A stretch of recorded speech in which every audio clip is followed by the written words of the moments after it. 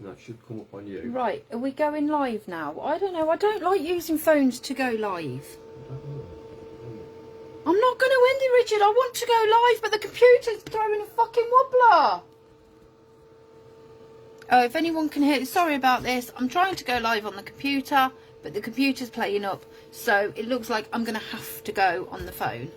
So I'm going to have to do this handheld. Computers, do your head in.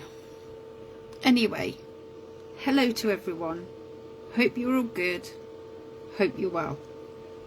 Obviously, yes, I look a weirdo today because it's coming up to that time of year where it's my favourite time of the year, which is Halloween. So I'm so super excited about it, as I always am this Halloween. So what I want to do today is just check in with you guys, make sure you're okay, and you know what we've got coming up, what we've got planned, and everything else in between. So obviously those who watched my video last night, that was really good. It seems ages since I did that video because I've got loads of videos lined up, and that was really good. I enjoyed doing that video. It was one of the best, to be honest. And the tunnel, the Oxenden tunnel that I did, so that was really, really good, and we got some really, really good responses with that. So what we did the other day is we did, if you'd seen my previous video on the little snap of the Kelmarsh tunnel, we did the Kelmarsh tunnel, and that was, it wasn't as active as the Oxenden tunnel. We didn't capture that much, but we captured a fair bit of evidence. So that will be going up next week. The tunnel is next week. Again, for those who saw my video in Leicester of the crematorium and cemetery, that was absolutely amazing. I loved that. It was a massive place, and I will be going back there. I will be doing further investigations. I just can't wait to go back there now and do more. But obviously, as the weather the way it is, things haven't always planned out, but we've got enough gear to go. We've got all the protection for the gear, you know, for the cameras and everything. We've got little umbrellas and that lot. So that was really good. I'm just reading from my notes because I've got a list of notes here. Obviously, as Halloween is approaching, there will be a Halloween special going up, and that will be the Friday after. That will be on the Saturday after Halloween, because Halloween falls on a Friday. Haven't decided where to go yet, but I'm going to make sure it's going to be epic, it's going to be spooky, it's going to be awesome. So that's that up for now. Obviously, I did a Sally, who's working with me, the other investigator, one of her work colleagues asked me to do a reading for her with the message cards, and I really enjoyed doing that. You know, it was let's say it was different. You know, I didn't expect to have her mum come through, but her mum came through, and you know, we were both crying at the end of it, because all what was given from the message cards and what I was sensing, you know, there was one particular part in it where I asked her, I said, I keep getting the sense of money, you know, I keep seeing all this money coming in, where, you know, where's it all coming from? It's just money. And I said, because obviously she'd brought some of her mum's possessions, which I didn't know she had brought, because I like to, when I do readings, I like people to bring stuff that I have no recognition about and just see what comes through and everything. And I said it's something to do with a stripy, tartany, like it's to do money related. And she burst into tears and she says, well, I've brought my mum's purse with me. I was like, okay, that's all right. Oh, hang on. Look, I've got the cat wanting to join me. Look, I got the cat wanting to join me. Look, my spooky cat. Say hi. Fruitcake. And anyway, she pulled her mum's purse out, and it was just like, oh my God, that's what I'm seeing, that's what I'm sensing. And she says, how do you know this? I says, well, it's just what's coming into my head. It's mum putting the thoughts onto me. Mum was telling me about money. And she says, well, mum always used to have money in that purse at all times. The purse was never empty. So she started to get a bit upset about that. And then I started to, like, I couldn't breathe, and it was my throat that was hurting, and I couldn't swallow properly. Sorry about that. I just couldn't swallow, and I couldn't breathe properly, and I couldn't get my breath and whatnot. And she says, mum had problems with her throat and her breathing. She said that, and she started to worry about me, because she was like, what's going on, what's going on? I said, it's nothing. Mum's putting the emotion on me. Mum's putting on me what she's sensing, what she's feeling. I'll go away, I'll send you a message in a minute. It's alright, it's my daddy. He's trying to phone me, but I don't want to speak to him at the moment because I'm talking to you on the live, so we'll just have to wait. He just have to wait. Tough. But yeah, and then I started to sense that something was like green and yellow, something along those lines. I said, it's some sort of design. It's like gold leaf kind of thing, and it's like green stuff. And she says, well, I've brought my mum's nightie that she used to wear. I said, okay. And she pulled it out the bag, and it was green and gold.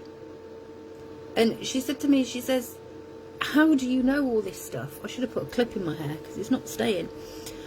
How do you know all of this stuff? And I was like, well, it's just what mum's putting onto me. And I was emotionally drained after it. I really was. I laid on the settee afterwards.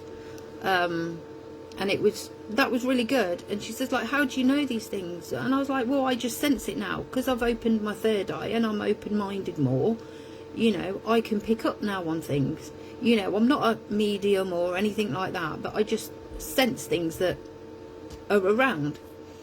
And she was just like, how the hell do you do it? You know, because all what you said and the message reading cards that you've given me, you know, that's my mum to a T. So she left here very, very happy. You know, she was really upset, but in a nice way. I was crying. I got really upset about it, and I felt physically and emotionally drained. And then she said, you know, how much do I owe you? And any readings I do for people, I do not charge. I don't want to charge. I never will charge. I won't do it because it's something I enjoy. It's something I get pleasure out of. Not in a horrible way, but if I can bring anyone comfort and clarity to a loved one who's crossed over, then I fulfilled what I was planning to do. It's worked, and a lot of people are coming to me now for readings. And like I say, I don't charge, never have, never will.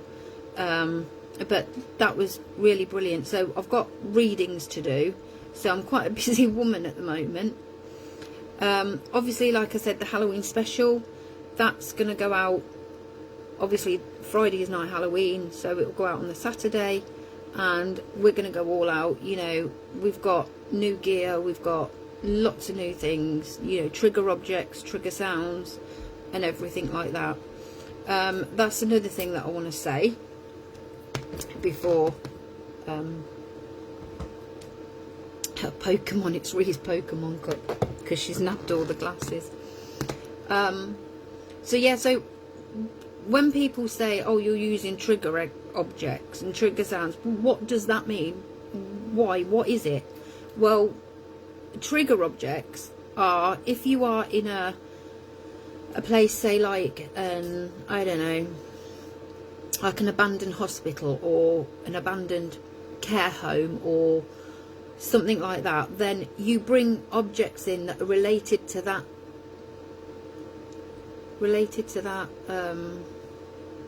environment. That's the word, environment.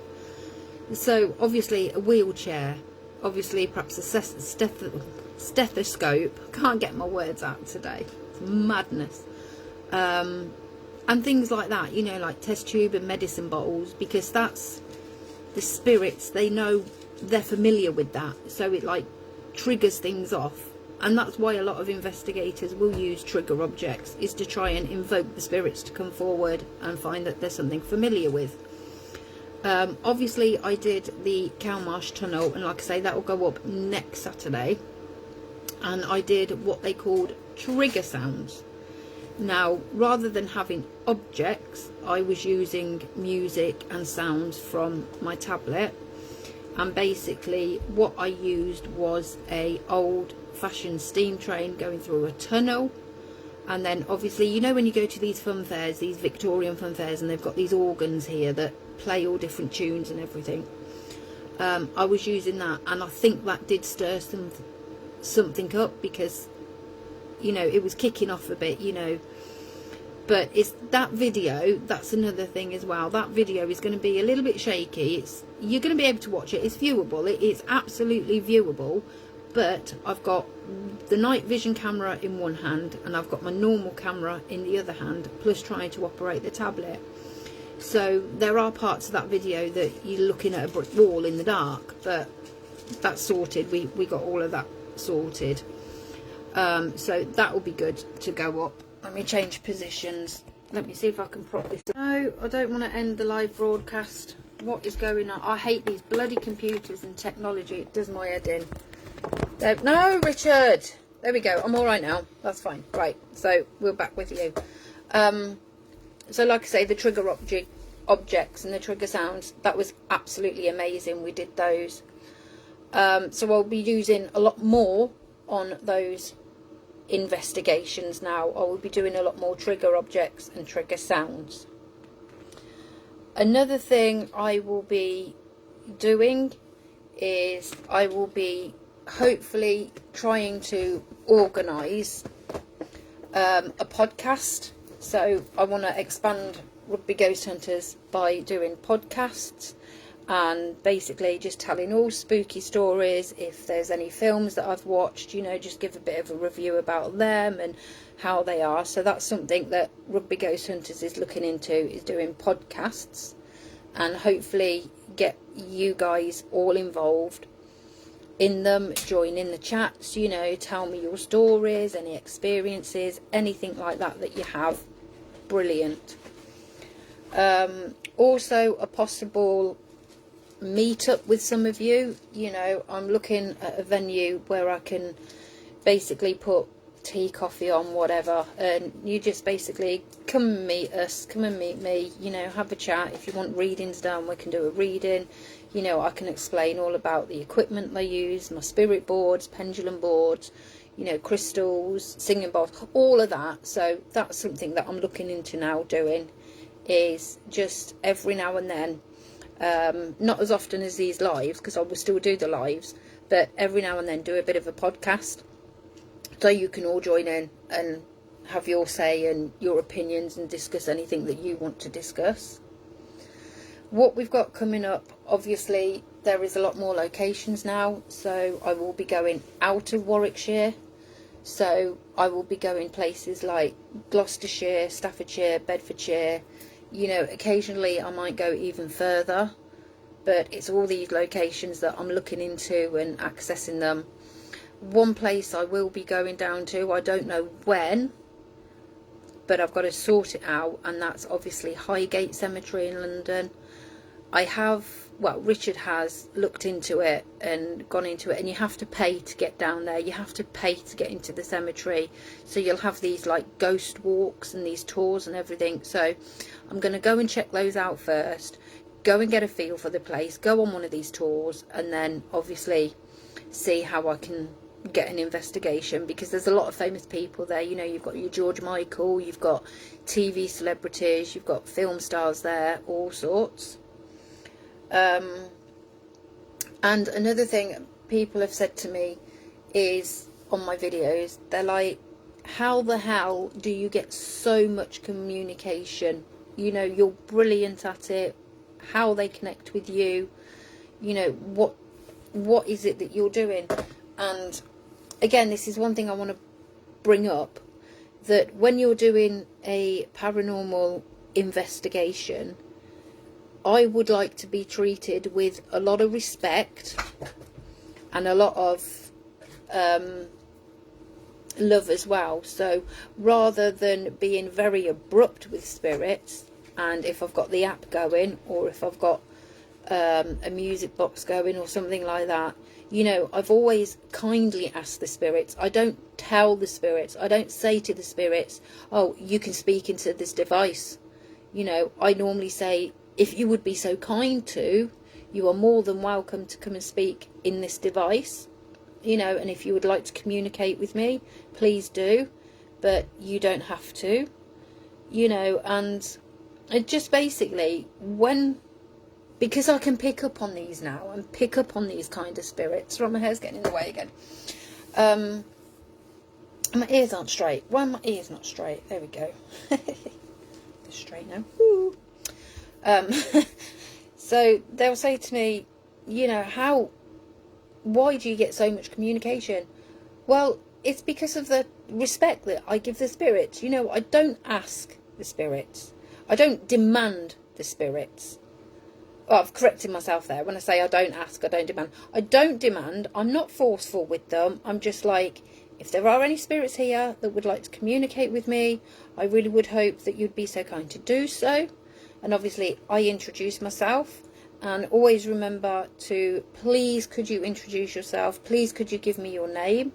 And obviously, if they say your name, then obviously it's thank you. It's not rocket science. But a lot of some of these investigations that I've seen from other people, they can be quite abrupt. They can be quite forceful, and they very rarely get much communication. So all of that is all just to do with respect for people, and, you know, don't be demanding. Don't ask like most people do. There is one particular paranormal investigator that I watch a lot of, and they are just so abrupt. And if a negative spirit comes through, they're like, oh, don't you get thing with me, don't you get like that with me, you know, blah blah blah. And I'm thinking, well, you're just adding fuel to the fire. If that was me, you know, and a spirit started to be arsey, because there's many times I've been on investigations and spirits have told me to eat poo and go away politely, and, you know, don't want to talk to you. That's fine. I won't provoke them. I just say, okay, you don't want to speak with me. You're not being very nice. I don't like that. And therefore, I no longer wish to speak with you. So that's the way it is. Just when you're out investigating and you're communicating with spirits, you know, just be very polite, you know, rather than saying, you can speak into this device, is like, would you like to speak into this device, please? If you can, please use my energy or our energy. It depends if I'm working with Sally or if I'm on my own. Then, you know, it's just politeness and respectfulness. And I think you will get a lot more communication from doing that, rather than just saying, speak into this device, or come and do this, come and do that. Because how would you like it if someone came up to you and said, oi, come here, come and do this? You'd be like, what? Well, I would be anyway. I'd be like, don't speak to me like that. But if they come up and say, hey, Raven, would you be so kind and just do this for me, please? I'd be like, yeah, that's fine.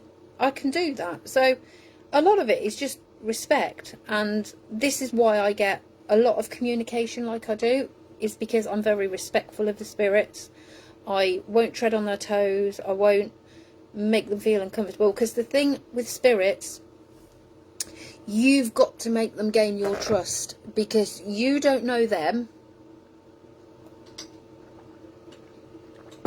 You don't know them, and they don't know you. And you know yourself, if you speak to a stranger, it's kind of like trying to break the ice. So if you go into a bar and someone says hi to you, you know, the first thing you're going to do is make eye contact with them and just hi. You know, and you need that connection, because obviously, and I've been doing research into this, and I've been watching these body language experts and all these criminal psychologists, how they understand how a person talks, and it all goes back to body language. So, you know, if someone won't look at you in the eye when they're talking to you, they're either feeling very uncomfortable, or they don't want to speak with you, or they are making up a complete crock of shit. And if they start fidgeting, or if they start playing with their hair, you know I do play with my hair, because I'm a bugger, and I always have been a bugger for twirling my hair, and I'll sit there at night twirling it and twirling it. So yeah, body language towards the spirits as well, even though you can't see the spirits, and they probably, whether they can see you or not, I don't know, but you know, just try and open yourself up and make yourself that, you know, that you want to be spoken to, because that's just how it is. And like I say, I think this is why I get as much communication as I do, and good communication, because of the way I approach the spirits and everything in between. Like I say, I've got now the weather's obviously changing, I probably won't be going out as much as I would like to, but there will always be a video on a Saturday for you guys. It doesn't matter what the weather, you just wrap up and we protect the camera and stuff, and we're fine. So I'm looking into further afield, further out places, and I'm trying not to do churches and cemeteries, even though I still will do them. I'm trying not to, because I want to try and get into places and ask if permission if I can explore these abandoned places. And there is a care home up near us that is actually no longer used, it's abandoned, but there is security, and I have asked security, I've given them all the details, I've told them exactly who I am, what I do, and you know, I've left my details with them, and if they get back to me, they get back to me. If they don't, they don't. But I'm not one of these like the urbexes, you know, I won't just break into a place and do an investigation. I will always like to ask permission. So yeah, that's the way I go about it. So these things take time, and I've sent a lot of emails to a lot of places.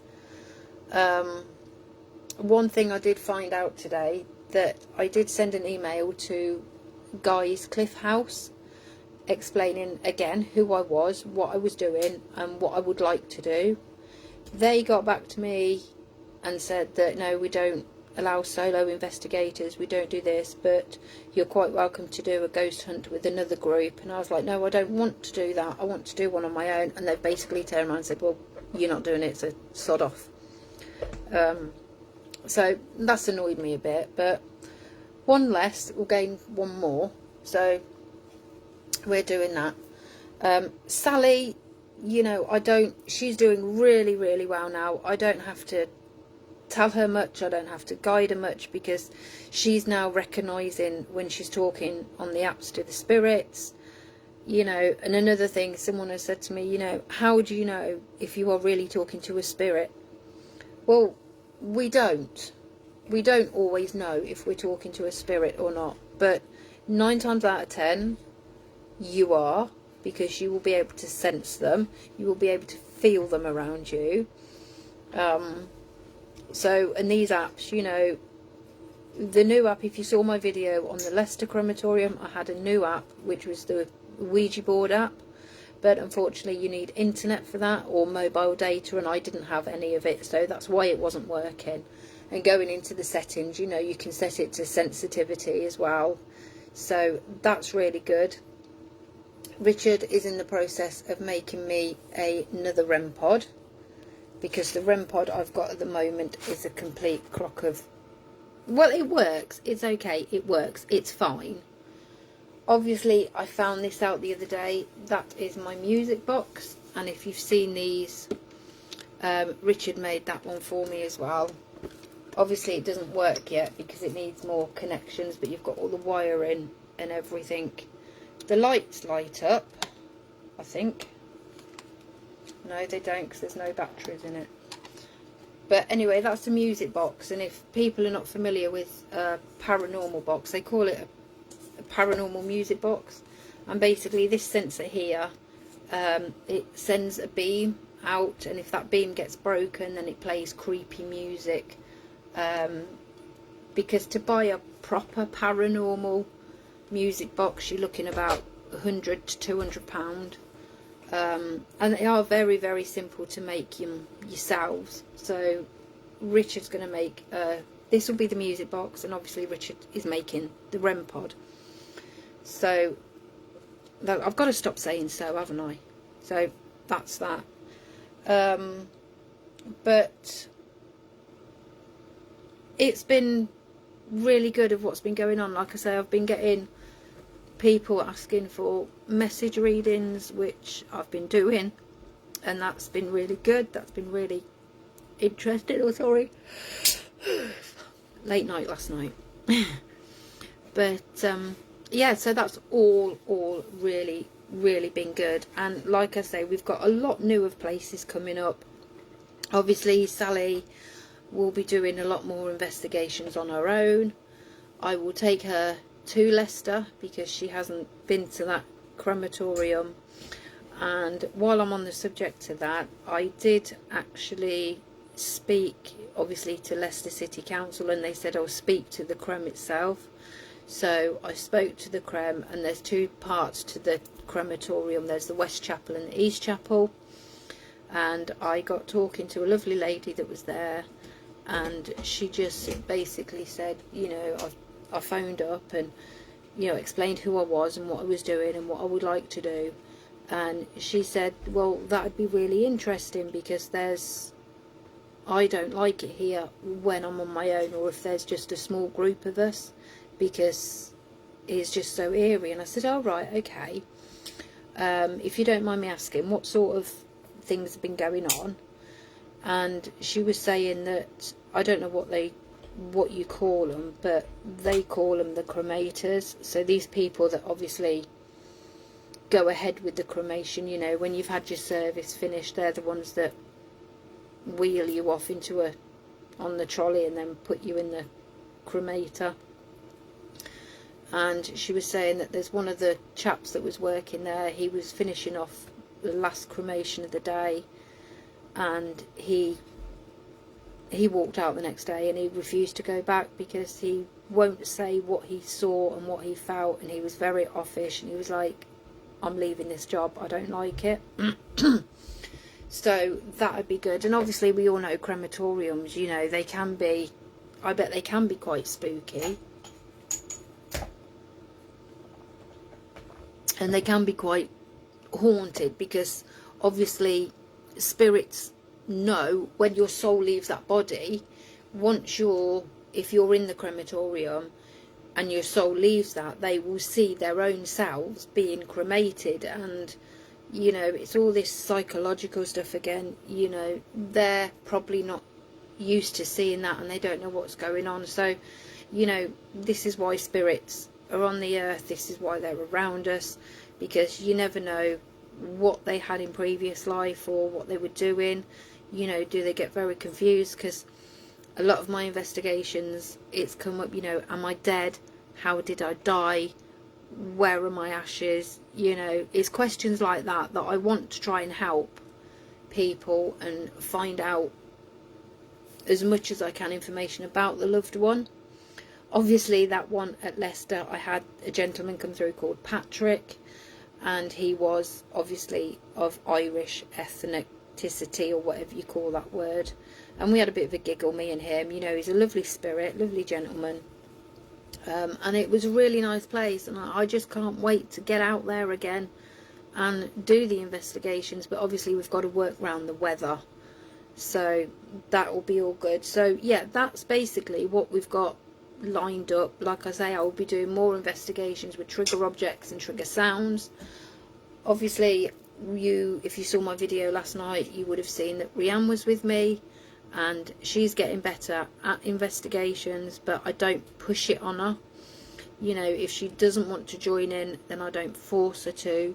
She's aware of what's going on, she knows what I do, she likes to be involved. I mean, bless her, she likes doing the camera work, so she does that, and she's happy with that. So so be it. And then if she wants to go into further education, if she wants to go into further investigations, then obviously I will take her with me. She's old enough, she understands, she's always protected, you know, there's always, you know, nothing will happen to her, because I will make sure of it, nothing will happen. You know, she doesn't like it, but if we've gone somewhere that's not very nice, you know, I sage her and she's like, oh mum, it smells, I stink, you know, and she gets, we see the Catholic priest on a regular basis and he blesses her, and you know, I've got the holy water with me and I've got all the protection, you know, I've got my black Obsidians on, and I've got my crosses and my St. Michael's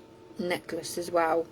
But I've not gone anywhere yet where it's been really, really twitchy and it's been really malevolent and horrible and not nice. Is that to do with my approach again? I don't know. You know, I can be quite arsey. If the spirits want to get arsey, then I can get arsey quite back, and I will do that. Sometimes you have to provoke the spirits to get them to communicate.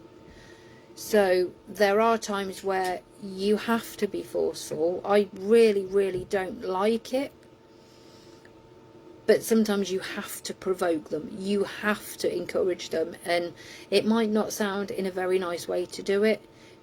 But yes, sometimes you have to be forceful. And if they start being aggressive with you, then you have to be aggressive back. You have to stand your ground. You have to prove to them that you're not a pushover. Because spirits can manipulate. You know, you think you're talking to a nice spirit, but actually you're not. And they're trying to pull the wool over your eyes, and you've always got to be aware of that when you're in a surrounding with spirits.